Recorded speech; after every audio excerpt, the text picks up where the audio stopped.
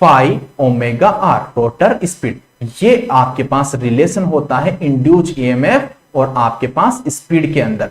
तो भैया ये फॉर्मूला आप याद रखना। अगर ये फॉर्मूले आपको, 3 फॉर्मूले बोल रहा हूं डीसी मशीन में, ओके, इनके डेरिवेशन के हमारे को नीड नहीं है, ओके, बस यही फॉर्मूला आपको याद रखना है। और जैसे कि मैंने आपको बताया था कि आपको जब मैं पढ़ा रहा था तो उस टाइम पे बोला था कि जो टॉर्क होता है वो करंट से रिलेटेड होता है, ओके, और जो वोल्टेज होता है वो स्पीड से रिलेटेड होता है। अगर याद आ रहा हो कल का सेशन, मैंने बोला था कि जो स्पीड का जो रिलेशन होता है वो वोल्टेज से होता है और करंट का जो रिलेशन होता है टॉर्क से होता है। अगर कल का सेशन थोड़ा सा भी आपको याद हो बच्चे, याद है? ओके, चलो चलो आगे बढ़े, आगे बढ़े बच्चों। ओके, इतना सारी चीजें आपको समझ, बस इन 3 फॉर्मूलों को भैया, ये आपके जो आपका जो डीसी मशीन है ना, इसमें सबसे ज्यादा इंपॉर्टेंट है मेरे भाई, यही आपको चाहिए। सारे डेरिवेशन करने के बाद सभी का कंक्लूजन यही है कि भैया ये फॉर्मूले आपको याद रहना चाहिए। अगर ये फॉर्मूले आपको याद है तो आपसे क्वेश्चन बनेंगे, ओके, अगर नहीं है तो नहीं बनेंगे, ओके। ये इंपॉर्टेंट है, ज्यादा फॉर्मूले नहीं बोले हैं मैंने, सिर्फ आपको 3 ही फॉर्मूले बोले, आप आराम से याद कर सकते हो। चलो ठीक है, इतनी सी बात हमारे को समझ में आ गई। अब हम बात करते हैं किसकी? आर्मेचर वाइंडिंग की। किसकी बात करेंगे? आर्मेचर वाइंडिंग की। देखो, ओके, किसी को नींद तो नहीं आ रही ना कल की तरह? मेरे को लग रहा था कि कल तो नींद आ गई थी शायद आपको, बाकी बच्चों को शायद कल तो नींद आ गई थी, कल तो। आज नींद तो नहीं आ रही ना भैया? ओके ओके सर, कौन सा फ्लक्स लेना है? किसमें डियर? कौन सा फ्लक्स? आपका जो फील्ड वाइंडिंग का फ्लक्स लेना है मेरे भाई, फील्ड वाइंडिंग का कितना फ्लक्स उसने डेवलप किया है वो लेना है आपको, ओके। चलो अब मेरे भाई, अब हम यहां पे बात करते हैं armature winding in DC machine. तो आर्मेचर आपके पास यहां पे दिख रहा होगा आपको, अगर आपको यहां पे आर्मेचर यहां पे दिख रहा होगा तो यहां पे देखो, ये आर्मेचर है आपके पास, दिस इज आर्मेचर। इस पूरे को आप क्या बोलते हो? Armature, okay. ये क्या लगा रखा है मेरे भाई? कॉम्यूटेटर। कॉम्यूटेटर क्या करता है मेरे भाई? एक बार बता दो मेरे भाई, कॉम्यूटेटर क्या करता है? ओके, और इसको किसका बनाया जाता है? सब कॉपर का बना रहता है, बस ये हार्ड कॉपर बोल दो इसको कि सर ये हार्ड कॉपर का बना होता है। और ये भी क्या होता है मेरे भाई? रोटेटिंग पार्ट होता है, ओके। ये भी रोटेट होता है, ये भी रोटेट होता है। जैसे जैसे आपका रोटर रोटेट होता है वैसे वैसे ये भी आपका रोटेट होता है मेरे भाई। तो देखो, क्योंकि वाइंडिंग के साथ कनेक्टेड था ना, एक पार्ट से ये, दूसरे पार्ट से ये। अब देखो मेरे भाई, यहां पे आपको ये आर्मेचर दिख रहा होगा। इस आर्मेचर पे देखो मेरे भाई, ये आपको छोटे छोटे से ये छेद दिख रहे होंगे जिसके अंदर वाइंडिंग पुटअप की गई है, जिनके अंदर वाइंडिंग पुटअप की गई है, ओके। इनको बोला जाता है मेरे भाई स्लॉट्स। इनको क्या बोला जाता है? स्लॉट्स। जो ये आपको अंदर खाली जगह दिख रही होगी, ये होती है मेरे भाई स्लॉट्स, ये होती है स्लॉट्स, ओके। अब यहां पे ये देखो, डिफरेंट डिफरेंट टाइप की आपके पास वाइंडिंग कर रखी है भैया, इतनी खतरनाक तरीके से। यहां पे देखो वाइंडिंग, फिर ये जब वाइंडिंग होती है इसके बाद ही यहां पे ईएमएफ इंड्यूस होता है मेरे भाई। ये वाइंडिंग होने के बाद ही ईएमएफ इंड्यूस होता है, ओके। तो आपको पता चल गया कि ये आपके पास कम्यूटेटर होता है, ये आपके पास शाफ्ट है, और ये आपके पास पूरा आर्मेचर है, और ये आपके पास स्लॉट्स है। मतलब स्लॉट्स के अंदर वाइंडिंग रखी जाती है, मतलब स्लॉट्स के अंदर आपकी वाइंडिंग पुटअप की जाती है, मतलब कोइल पुट की जाती है, ओके। तो देखो बच्चे, अगर मैं अब बात करूं यहां पे, समझते जाना, एक एक पॉइंट आपका सबसे ज्यादा इंपॉर्टेंट है यहां पे। हाँ बिल्कुल सही बोले सर, खांचे। हाँ खांचे बोलते हैं क्या इनको? चलो खांचे समझ लो, ओके। जैसे बस आपको याद होना चाहिए, ओके। अब थोड़ा सा ध्यान लगाना मेरे भाइयों, आपकी जो वाइंडिंग है ना, बहुत बहुत ज्यादा इंपॉर्टेंट है मेरे भाई। इतनी इंपॉर्टेंट है कि मैं बता नहीं सकता हूं। अगर आपको वाइंडिंग नहीं आती ना तो समझ लेना कि डीसी मशीन आपको सिर्फ 30 to 40% ही आता है, 60% नहीं आता है, ओके। तो ये वाइंडिंग समझना जरूरी है, तभी आप सारे क्वेश्चन बना पाओगे मेरे भाई। अगर वाइंडिंग नहीं समझोगे तो आप क्वेश्चन नहीं बना पाओगे। अब देखो कि सर सबसे पहले जो हमारे पास डीसी मशीन होती है, यहां पे 2 टाइप की वाइंडिंग हम प्रीफर करते हैं। एक कौन सी होती है? सुनते जाओ बड़े ध्यान से। एक तो होती है सर लैप वाइंडिंग, एक तो होती है सर लैप वाइंडिंग, एक होती है वेव वाइंडिंग, एक होती है सर वेव वाइंडिंग। ठीक है सर, एक तो हो गई लैप वाइंडिंग, एक होती है वेव वाइंडिंग। जो आपके पास सर जो लेफ्ट वाइंडिंग होती है, ओके, यहां पे क्या होता है मेरे भाई, ए इक्वल्स टू, ए मतलब क्या होता है, number of parallel path, equals to क्या होता है भैया, number of pole, equals to क्या होता है, number of brushes, number of brushes, ये होता है मेरे भाई, इसका कंडीशन ये होता है। अगर वेव वाइंडिंग की मैं बात करूं मेरे भाई, तो यहां पे होता है A equals to number of parallel path, यहां पे 2 होते हैं मेरे भाई, equals to number of brushes, equals to क्या होता है मेरे भाई, number of brushes, but not equals to pole, not equals to pole, आप ये नहीं बोल सकते हो। अगर आपने ये बोल दिया तो ये गलत बोल रहे हो आप, ओके। वहां पे A equals to P equals to number of brushes होता है, बट यहां पे जो पैरेलल पाथ होते हैं वो 2 होते हैं, equals to number of brushes, okay, not equals to pole. First point सभी का क्लियर। अगर मैं यहां पे बात करूं कि यहां पे आप एक चीज यूज करते हो left winding and wave winding के अंदर, क्या करते हो मेरे भाई, एक तो करते हो सर यहां पे मल्टीप्लेक्स, ओके, जो आपके पास लेफ्ट वाइंडिंग मल्टीप्लेक्स नाम सुना होगा, एक आपके पास वेव वाइंडिंग मल्टीप्लेक्स नाम सुना होगा, ठीक है। तो ये क्या होता है मल्टीप्लेक्स, में बता देता हूं, ओके।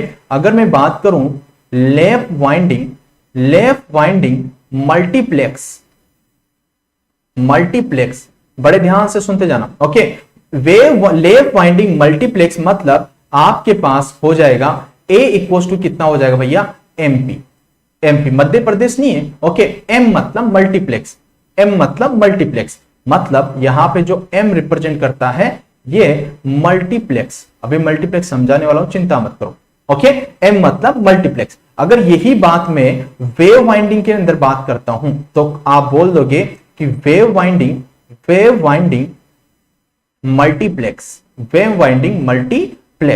तो वहां पे क्या बोलते हो भैया, वहां पे नंबर ऑफ पैरेलल पाथ कितने होते हैं, 2 होते हैं, ओके। अगर 2 होते हैं तो यहां पे 2m आप लिखने वाले हो, क्या लिखने वाले हो मेरे भाई, 2m आप यहां पे लिखने वाले हो वेव वाइंडिंग के अंदर। m का मतलब क्या होता है मेरे भाई, मल्टीप्लेक्स होता है, ओके। मल्टीप्लेक्स सिनेमा नहीं होता, ना ही यहां पे मध्य प्रदेश है, ओके। m का मतलब होता है मल्टीप्लेक्स, कि जो आपके पास वाइंडिंग है वो आपने कौन सी प्रीफर की है, ओके। अगर बच्चे सुनो, अगर मैं m का वैल्यू 1 पुट करता हूं, ओके, m का वैल्यू में 1 पुट करता हूं, तो इसका मतलब है सिंपलेक्स वाइंडिंग। इसका मतलब क्या है, सिंपलेक्स वाइंडिंग। अब वो सिंपलेक्स वाइंडिंग किसी में भी हो सकती है, आपकी लेफ्ट के अंदर भी हो सकती है, वेव के अंदर भी हो सकती है। अगर मैं m का वैल्यू 2 पुट करता हूं तो आप क्या बोलोगे सर, डुप्लेक्स वाइंडिंग। क्या बोलोगे भैया, डुप्लेक्स वाइंडिंग। मतलब जो आपकी जो सिंपल वाइंडिंग होगी वो 2 बार टर्न कर रही होगी, क्या, कितनी बार, 2 बार टर्न करके एंडिंग पॉइंट पे मिल रही होगी। सिंपलेक्स मतलब 1 बार टर्न करके, जैसे कि मैं बताऊं आपको कि आपके पास ये वाइंडिंग थी, यहां से स्टार्ट हुई, वापिस यहां पे मिल गई, ओके। तो ये इसको क्या बोलोगे, सिंपलेक्स वाइंडिंग। लेकिन मैं बोलूं कि भाई एक बार ये मिली, घूमी और वापिस यहां पे नहीं मिली, एक बार उसने और टर्न मारा, फिर उसके बाद ये एंड पॉइंट में मिली, तो उसे बोलोगे आप डुप्लेक्स। मतलब 2 बार घूम के ये टर्न मार रही है, तो उसको बोलोगे आप डुप्लेक्स वाइंडिंग। अगर मैं बोलूं कि m इक्वल्स टू 3, अगर बात करूं मैं m इक्वल्स टू 3, तो इसका मतलब क्या है, ट्रिप्लेक्स वाइंडिंग। इसका मतलब क्या है, ट्रिप्लेक्स वाइंडिंग, समझते जाओ, ओके। सर ट्रिप्लेक्स का मतलब यह है कि जब आपने यहां से आपने कॉइल ली, ओके, जो टर्न लिया, तो ये एक टर्न आपने यहां से यहां तक मारा, फिर आपने इसको एंड नहीं किया, उसको दोबारा से फिर घुमाया, फिर एंड नहीं किया, फिर तीसरी बार और घुमाया, उसके बाद उसको एंड पॉइंट पे रखा मेरे भाई, तो उसे बोलते हो आप ट्रिप्लेक्स वाइंडिंग।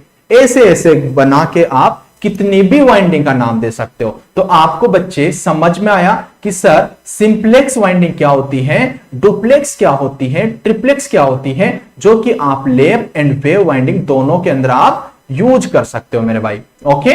समझ में आया। अगर आपको लेफ्ट के अंदर यूज करना है तो A इक्वल टू एमपी करना पड़ेगा, ओके। और अगर आपको वेव के अंदर यूज करना है तो नंबर ऑफ पैरेलल पाथ कितना करना पड़ेगा, 2m आपको करना पड़ेगा मेरे भाई, ओके। चलो ठीक है सर, इतनी सी बात हमारे को समझ में आ गई, ओके। अगर मैं बात करूं, क्या बोल रहे हो भैया, 4 वाली क्वाड्रेंट्स, अरे भैया क्वाड्रेंट, हाँ बिल्कुल, आप m इक्वल टू 4 लोगे तो उसका मतलब quadrant winding, quadrant winding. Okay, लेकिन हम जो प्रीफर करते हैं, जनरली जो हम प्रीफर करते हैं बच्चे, कौन सी प्रीफर करते हैं? Simplex winding, simplex winding. Okay, generally हम जो प्रीफर करते हैं वो कौन सी प्रीफर करते हैं भैया? Simplex winding. तो आप बोल सकते हो जनरली यूज्ड सिंप्लेक्स वाइंडिंग। समझते जाओ, एक एक चीज समझते जाओ। सिंप्लेक्स वाइंडिंग, एक बार ही तो टर्न मारते हो मेरे भाई। ओके, एक बार ही तो यहां से लेके यहां तक आप टर्न मार लेते हो। ओके, आप मल्टीप्लेक्स वाइंडिंग वहां पे यूज करते हो जहां पे आपके पास बल्कि मशीन हो, मतलब जहां पे आपके पास बड़ी मशीन हो वहां पे आप मल्टीप्लेक्स वाइंडिंग वहां पे यूज करते हो। ओके, लेकिन आपके पास स्मॉल छोटी सी मशीन है, वहां पे कौन सी यूज करते हो आप? सिंप्लेक्स मशीन आप यूज करते हो। ओके, चलो इतनी सी बात समझ में आ गई। अगर मैं बात करूं यहां पे दो चीजें आपको देखने को मिलेगी भैया। ओके, एक तो मिलेगी भैया आपको इक्विलाइजर रिंग। ओके, एक मिलेगी आपको डमी कोयल। क्या बोला मैंने? डमी कोयल। एक तो होगी आपके पास equaliser ring.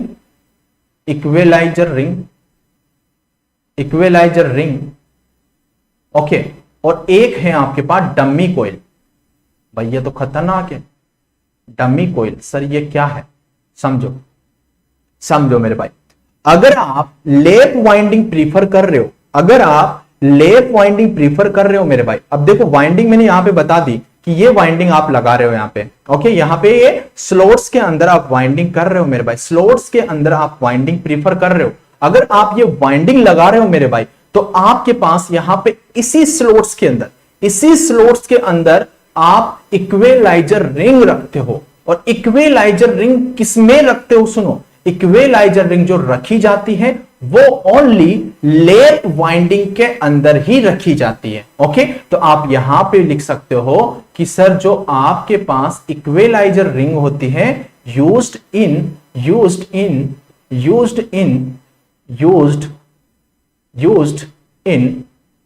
Lap winding.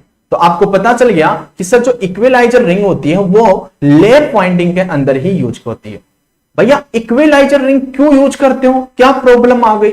Sir equaliser ring इसलिए यूज करते हैं जब हम लैप वाउंड करते हैं, मतलब जब हम लैप वाइंडिंग करते हैं तो वहां पे अनबैलेंस आपको फ्लक्स मिलता है।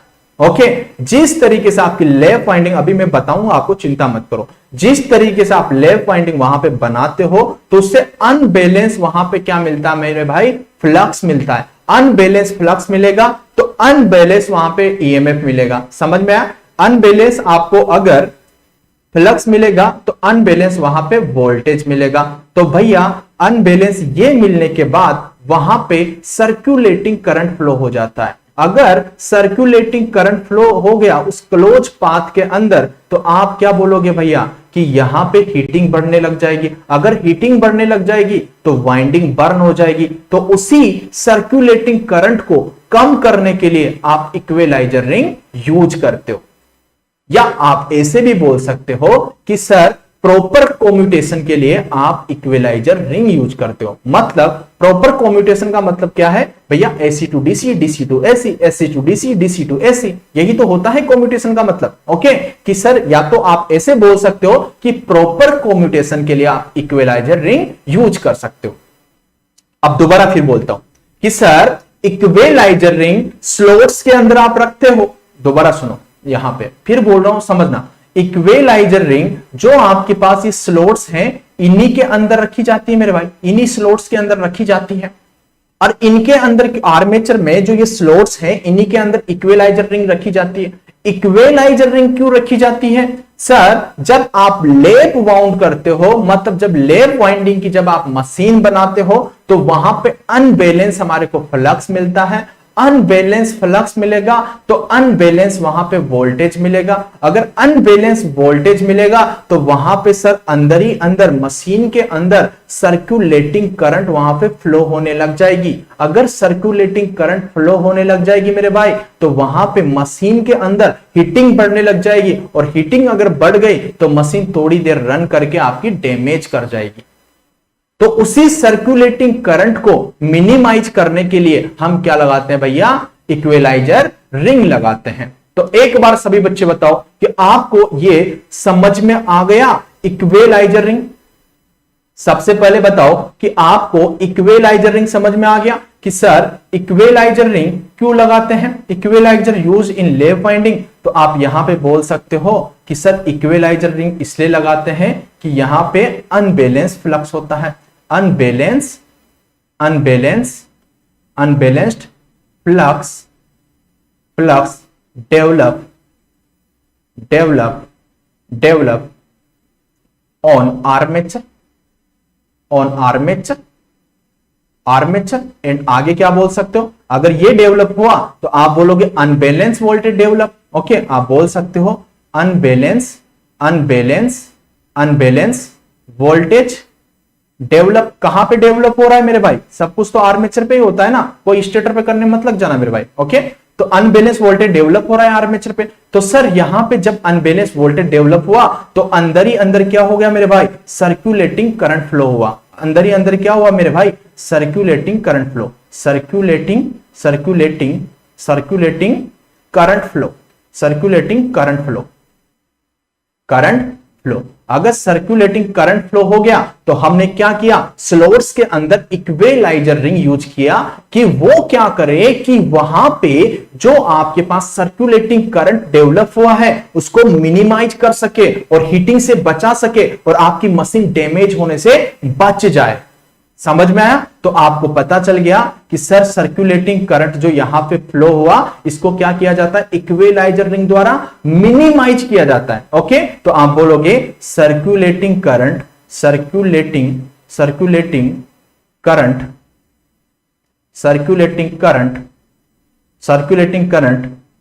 Minimise by equaliser ring, equaliser ring. इतनी सी बात समझ में आ गई? ठीक है, आपको इक्विलाइजर रिंग के बारे में प्रॉपर समझ में आ गया। कहां पे यूज की जाती है, ओनली लैप वाइंडिंग के अंदर की जाती है। अगर आप मशीन लैप वाइंडिंग का बना रहे हो तो वहां पे इक्विलाइजर रिंग यूज करते हो मेरे भाई। तो आपको अब यहां पे कोई प्रॉब्लम नहीं होना चाहिए कि सर इक्विलाइजर रिंग क्यों यूज करते हैं। ओके, कहां पे यूज कर सकते हैं, क्यों करते हैं, ओके, क्या करती है, तो ये इसलिए हम इसे यूज करते हैं। या आप ये भी बोल सकते हो कि प्रॉपर कम्यूटेशन के लिए, या आप ये भी बोल सकते हो इक्विलाइजर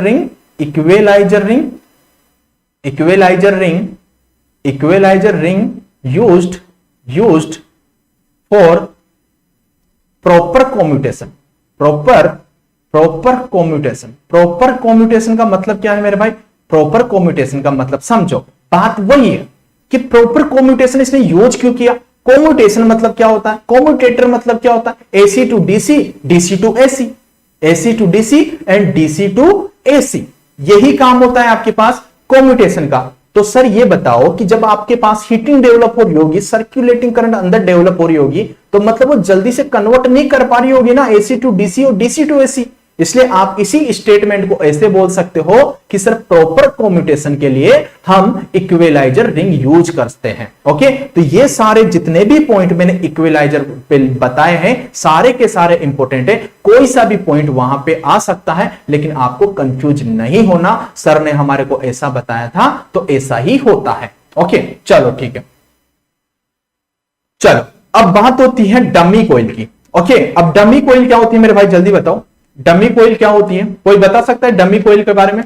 अगर थोड़ा सा भी जो नॉलेज रखता हो डमी कॉइल के बारे में वो बता सकता है मेरे को। देखो डमी कॉइल क्या होती है मेरे भाई, देखो इसको मैं नेक्स्ट में एक्सप्लेन करता हूं। ओके, डमी कॉइल,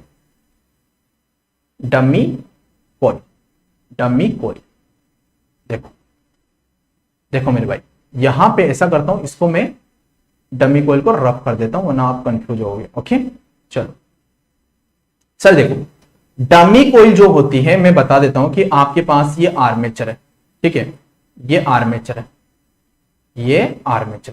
ठीक है। अब आर्मेचर पे क्या करता हूं मेरे भाई, यहां पे स्लॉट्स बना देता हूं। ओके, आर्मेचर पे स्लॉट्स तो बनाने पड़ेंगे ना, ये स्लॉट्स मैंने बना दिए, स्लॉट्स के अंदर ही तो आप कॉइल को रखोगे मेरे भाई।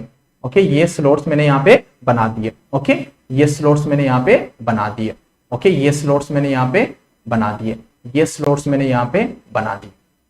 अब इस स्लॉट्स जब आपने बनाए तो इस स्लॉट्स के अंदर आपको क्या दिखेगा मेरे भाई, आपको दिखेगा सर यहां पे कंडक्टर आपने रख दिए, कंडक्टर रख दिए। ओके बताओ, ओके ओके। अगर आपने यहां पे करंट आपने कंडक्टर यहां पे रख दिए, तो कंडक्टर जब आपने यहां पे रख दिए मेरे भाई, तो सुनो कि यहां पे सर हमने क्या किया, यहां पे ये है आपके पास डमी कॉइल। क्या है ये? Dummy coil, dummy coil, dummy coil. Okay, अगर ये डमी कॉइल आपने जो यूज की है, ओके, और ये आपके पास क्या थे? Armature conductor. ये क्या है मेरे भाई? Armature conductor. अब सुनो, सबसे पहली बात यहां पे आती है कि जो डमी कॉइल है वो वेव वाइंडिंग जो मशीन है वहां पे प्रीफर की जाती है। वेव वाइंडिंग में आप इसे क्यों प्रीफर करते हो मेरे भाई? सुनो, जो ये स्लोट्स होते हैं ना, जो स्लोट्स के अंदर आप कॉइल पुट करते हो, स्लोट्स के अंदर जब आप कॉइल पुट करते हो तो कहीं स्लोट्स के अंदर वहां पे आपकी कॉइल पहुंच नहीं पाती। मतलब इसका मतलब यह है कि आपके पास बेटा ये जो मैंने बताया है ना, ये स्लोट्स के अंदर आपने वाइंडिंग पुट अप कर रखी है ना, तो कहीं स्लोट्स ऐसे होंगे जो खाली होंगे, कहीं स्लोट्स ऐसे होंगे जो खाली होंगे, उनके अंदर कोई वाइंडिंग ही नहीं होगी। अगर वहां पे कोई वाइंडिंग नहीं होगी तो वहां पे भी तो भैया, वहां पे भी तो वोल्टेज आपका अनबैलेंस हो जाएगा, वहां पे भी तो वोल्टेज आपका अनबैलेंस हो जाएगा। और वेव वाइंडिंग में ऐसा होता है, वेव वाइंडिंग के अंदर सारे के सारे स्लॉट्स आपके फुल फिलअप नहीं होते हैं, तो वो फुल फिलअप नहीं होते हैं, इसलिए हम क्या करते हैं, जैसे कि बोला कि आपके पास ये 2 स्लॉट्स आपके खाली हैं। अगर ये 2 स्लॉट्स खाली हैं तो हम यहां पे क्या रख देते हैं मेरे भाई? डमी कॉइल रख देते हैं। ये डमी कॉइल आपने यहां पे रख दिए। ये डमी कॉइल क्या करती है? डमी कॉइल क्या करती है कि यहां पे जो कंडक्टर नहीं थे उनकी कमी को फुलफिल करती है मेरे भाई। ओके, मतलब डम होके बैठ जाती है। डम का मतलब समझते हो ना? ओके, डम होके बैठ जाती है कि उनकी जो कंडक्टर नहीं है उनकी कमी को ये फुलफिल करती है सर। तो उनकी कमी को फुलफिल करती है तो सर ये क्या, इससे आपका डायरेक्टली जो आपका कंडक्टर होता है इससे क्या ये डायरेक्टली कनेक्टेड होती है? नहीं मेरे भाई, ये इलेक्ट्रिकली डायरेक्टली कनेक्टेड नहीं होती है, इलेक्ट्रिकल ये इंसुलेटेड होती है। इसको हम इसमें इसलिए रखते हैं कि ये मैकेनिकल बैलेंस बनाए रखे। जो आपका आर्मेचर है उस पे जो ईएमएफ डेवलप हुआ है वो आपका बैलेंस रहे, मतलब मैकेनिकली बैलेंस के लिए आप डमी कॉइल यूज करते हो वेव वाइंडिंग के अंदर। समझ में आया मेरे भाई? समझ में आया मेरे भाई? चलो बताओ, सारी चीजें समझ में आ गई। इसका कोई कनेक्शन नहीं होता कंडक्टर के साथ मेरे भाई, इसका कोई कनेक्शन नहीं होता इलेक्ट्रिकली, ये यहां से मेरे भाई आइसोलेटेड होती है। ये ओनली मैकेनिकल बैलेंस के लिए आप यूज करते हो और वेव वाइंडिंग के अंदर आप इसे यूज करते हो। ओके, तो आपको पता चल गया कि जो डमी कॉइल है वो कहां पे यूज करते हो मेरे भाई, कहां पे यूज करते हो। देखो कंसेप्ट को है ना प्रॉपर ढंग से पढ़ो, है ना, प्रॉपर ढंग से तरीके से समझो। आप कहीं तो बोलोगे डमी कॉइल को आप लैप वाउंड के अंदर यूज कर लोगे और वहां पे लगा दोगे सर सर्कुलेटिंग करंट कम करने के लिए, क्यों कर दोगे मेरे भाई? वहां पे जरूरत ही नहीं है, वहां पे सारे स्लॉट्स फुल फिलअप है। तो भैया जो पॉइंट जहां पे बता रहा हूं ना वो परफेक्ट उसी तरीके से याद रखो। इसको कहां पे यूज किया जाता है, उसको कहां पे यूज नहीं किया जाता, ये पॉइंट ही आपसे पूछने वाला है। मैं आपको भी पता है कि मैं फालतू चीजें तो नहीं बताता, आपको एक भी फालतू चीज नहीं बताता। जो आपसे पूछी जाएगी वही चीजें मैं आपसे शेयर करता हूं मेरे भाइयों। तो आपको पता चल गया कि सर जो ये डमी कॉइल है ये डम होके बैठ जाती है और ये कहां पे की जाती है मेरे भाई? वेव वाइंडिंग के अंदर, वेव वाइंडिंग के अंदर, वेव वाइंडिंग के अंदर की जाती है। लैप वाइंडिंग के अंदर नहीं की जाती, लैप वाइंडिंग के अंदर इक्विलाइजर रिंग पुटअप की जाती है स्लॉट्स के अंदर। ओके चलो ठीक है। और आपको पता चल गया सर ये किसी लिए यूज की जाती है, आपके पास जो कंडक्टर है उसकी कमी को फुलफिल करने के लिए ये यूज की जाती है। और क्या करती है भैया? मैकेनिकल सपोर्ट करती है, मतलब मैकेनिकली बैलेंस बिठाए रखती है आर्मेचर पे कि सब जगह पे जो ईएमएफ इंड्यूस हो वो सब जगह पे बराबर हो।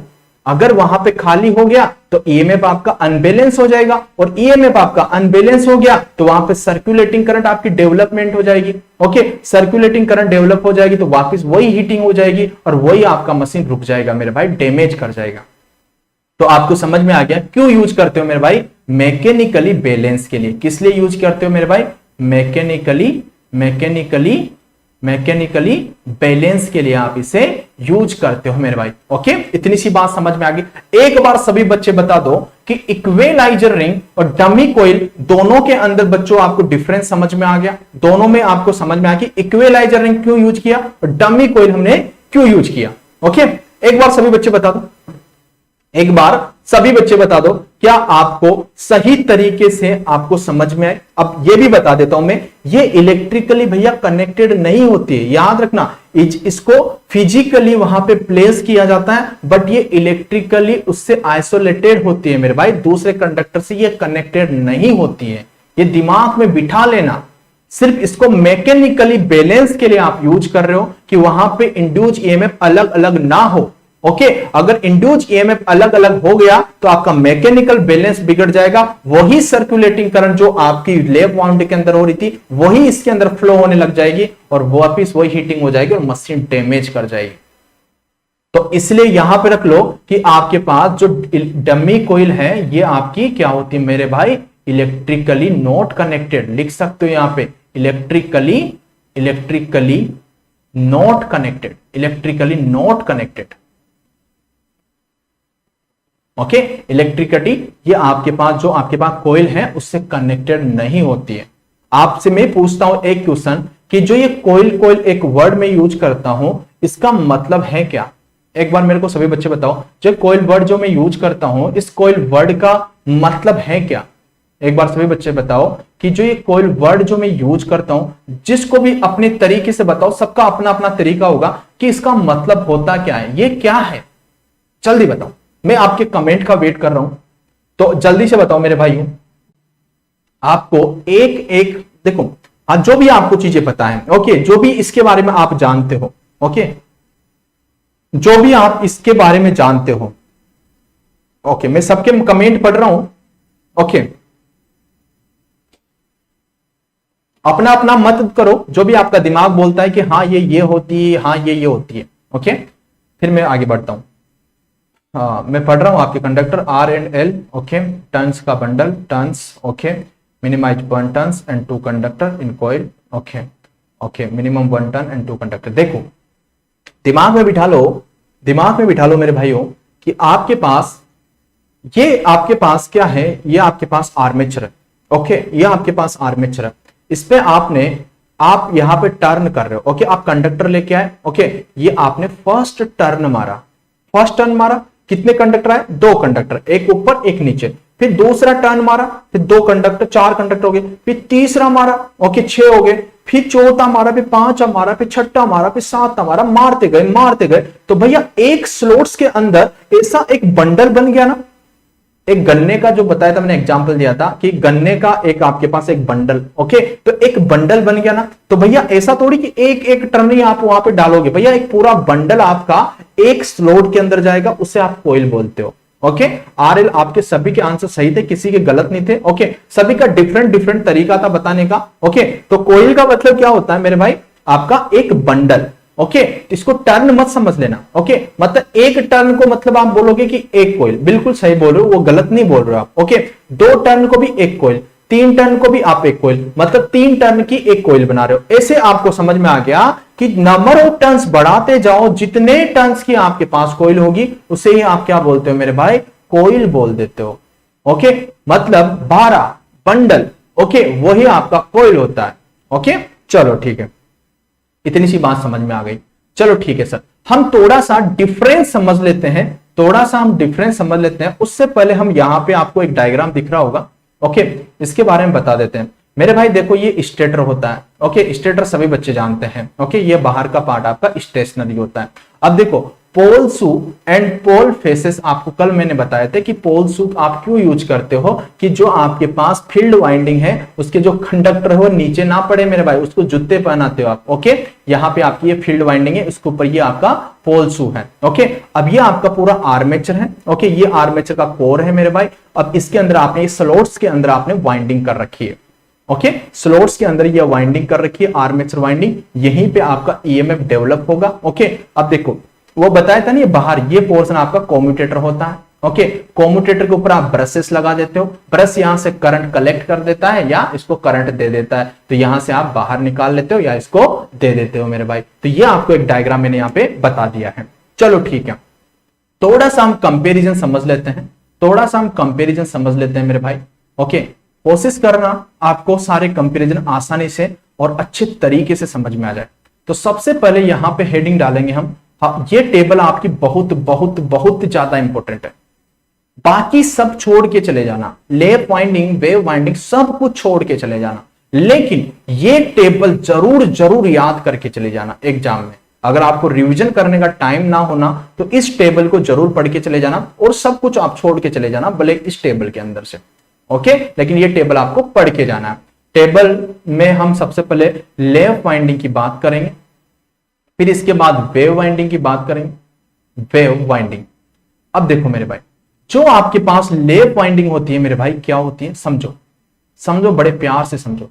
आपको पता है, अब मैं आपसे पूछता जाऊंगा मेरे भाई, आपको पता है कि number of parallel path equals to number of pole equals to number of brushes, होता है कि नहीं होता है? नंबर ऑफ ब्रशेस होता है कि नहीं होता है? ओके, और जो फर्स्ट पॉइंट इसके अंदर लिखोगे, number of parallel path equals to 2, okay, equals to क्या लिखोगे मेरे भाई? आपके पास बोलोगे number of brushes, number of brushes, brushes, but not equals to pole, not equals to pole. इतनी सी बात आपको समझ में आ गई। अगर नेक्स्ट में बात करूं यहां पे कि आपको थोड़ा सा याद कैसे रखना है, क्योंकि हमको यह समझ में नहीं आता कि सर को किसमें वोल्टेज ज्यादा होता है, किसके अंदर कम होता है। मेरे भाई आज के बाद है ना, आपको दिमाग में से ने कंफ्यूजन मिटा देना है मेरे भाई। आपके पास यहाँ पे ये W लिखा हुआ है, ओके, ये W ऐसे लिखा हुआ है, ऐसे, ओके, और ऐसे लिखा हुआ है। अब ये बताओ कि अगर इस W में से, ओके, इस W में से मैं इतना सा पार्ट काट देता हूं, ओके, तो भैया आपको ये सबसे पहले ये वोल्टेज दिखता है, ओके, ये वोल्टेज जैसा दिख रहा है। अगर ये वोल्टेज जैसा सिंबल दिख रहा है तो मतलब यहां पे हाई वोल्टेज होता है। क्या बोला मैंने? यहां पे हाई वोल्टेज होता है मेरे भाइयों। तो आपको पता चल गया कि जो वेव वाइंडिंग होती है, ओके, इसके अंदर आपके पास क्या होता है मेरे भाई? आपके पास सेकंड पॉइंट लिख दोगे, high voltage, high voltage, high voltage. ये टेबल बहुत ज्यादा इंपॉर्टेंट है मेरे भाई, और अभी इस पे क्वेश्चन कराएंगे अपन, ओके, आपसे बनना चाहिए, तभी समझ लो सारी चीज, दिमाग के दरवाजे खोल लो मेरे भाइयों सारे।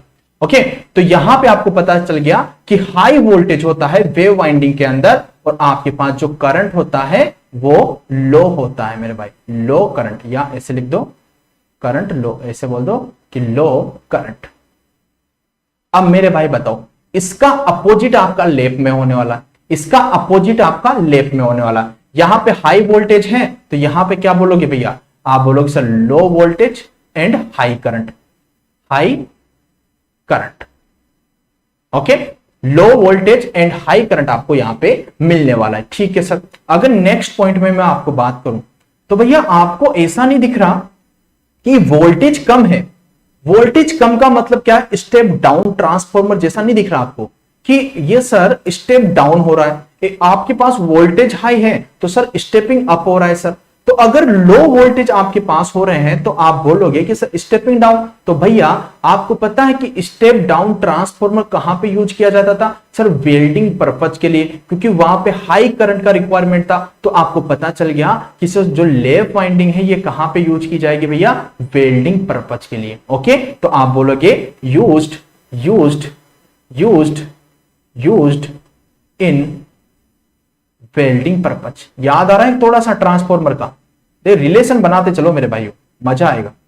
ओके ओके, और जिन्होंने ट्रांसफॉर्मर नहीं पढ़ा वो भी घबराने की कोई दिक्कत नहीं मेरे भाई। स्टेप डाउन ट्रांसफॉर्मर क्यों यूज करते हो? वेल्डिंग पर्पज के लिए हम यूज करते हैं, तो इसको हम बोल सकते हैं कि सर वेल्डिंग पर्पज के लिए हम इसको यूज करते हैं सर। ओके, अब भैया थर्ड में मैं यहां पे बात करूं कि इसको आप कहां पे यूज करते हो मेरे भाई? जनरेटर में। ओके, जनरेटर के लिए used in generator. Okay, used in generator. अरे भाई दोनों होते तो जनरेटर में ही है ना, लेकिन दोनों जनरेटर में जब आप यूज करते हो कि जनरली, इसका मतलब यह है कि जो जनरली आप प्रीफर करते हो वो वेव वाइंडिंग वाला ही प्रीफर करते हो। क्योंकि आपको पता है हमेशा वहां पे आपको दो ब्रशेस दिखते होंगे, जब आप आर्मेचर देखते होंगे उसके ऊपर दो ही ब्रशेस दिखते होंगे। ओके, कभी 4 ब्रश वाली मशीन देखी क्या आपने? नहीं देखी होगी। ओके, आप हमेशा 2 ब्रश ही लगे रहते हैं, तो 2 ब्रश ही आप प्रीफर करते हो। तो मैक्सिमम जो आप पढ़ते हो वे वेव वाइंडिंग की बात करता है मैक्सिमम। ओके, तो इसलिए आपके पास यूज्ड इन जनरेटर। अगर मैं फोर्थ बात करूं यहां पे फोर्थ अगर मैं बात करूं तो आप ये बोल सकते हो कि लैप वाइंडिंग जो होती है इसके अंदर क्या होती है, इक्विलाइजर रिंग आप यूज करते हो। क्या यूज करते हो? आप बोलोगे equaliser ring. Equaliser ring used. क्या वेव वाउंड के अंदर भी आप इक्विलाइजर रिंग यूज करते हो क्या? जल्दी बताओ, क्या वेव वाउंड के अंदर भी यहां पे आपके पास वेव वाउंड के अंदर भी आप इक्विलाइजर रिंग यूज करते हो क्या? ओके, चलो बताओ। ओके, हाँ बिल्कुल। क्या बोल रहे हो डियर? बाइजू है क्या है भैया? भाई गोस्वामी आप बोल रहे हो सर ये किसने बोला? किसने बोला है चाहे पोल कितने ही बढ़ाओ? हाँ बिल्कुल, पोल कितने भी बढ़ाओ कोई दिक्कत नहीं वेव वाइंडिंग में। ओके, उससे कोई फर्क नहीं पड़ने वाला, उसके नंबर ऑफ ब्रशेस फिक्स रहने वाले हैं। अभी बताऊंगा मैं आपको। तो आपको पता है कि इक्विलाइजर रिंग हम इसके अंदर यूज नहीं करते हैं वेव वाइंडिंग के अंदर। ओके, तो इसके अंदर जो हम यूज करते हैं वो क्या यूज करते हैं मेरे भाई? Dummy coil. Okay, dummy coil हम यूज करते हैं, dummy coil. Okay, dummy coil हम इसका यूज करते हैं। ओके, अब देखो मेरे भाई, अगर नेक्स्ट पॉइंट की मैं यहां पे बात करूं, नेक्स्ट पॉइंट की अगर मैं बात करूं तो यहां पे आप बोल सकते हो कि अगर आपको 500 किलोवाट से ज्यादा आपको पावर चाहिए तो उसके लिए आप क्या यूज करते हो मेरे भाई? Lap winding. अगर आपको कम चाहिए तो उसके लिए वेव वाइंडिंग। तो आप बोल सकते हो about used about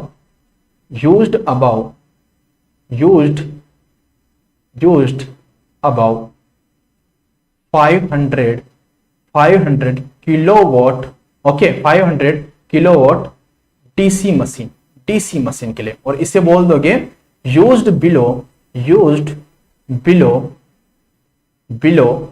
500 okay kilowatt DC machine. Okay, अब देखो 6 यहां पे आपको पता चल गया कि जितने आपके पोल बढ़ेंगे उतने आपके पैरेलल पाथ बढ़ेंगे। ओके, जितने आपके पास पोल बढ़ेंगे उतने पैरेलल पाथ बढ़ेंगे। तो जब आपके पास पैरेलल पाथ बढ़ रहे हैं तो क्या मैं इसको पैरेलल वाइंडिंग बोल सकता हूं? तो आप बोल सकते हो कि हाँ सर, इसको हम क्या बोलते हैं? Parallel winding. Okay, this is parallel winding.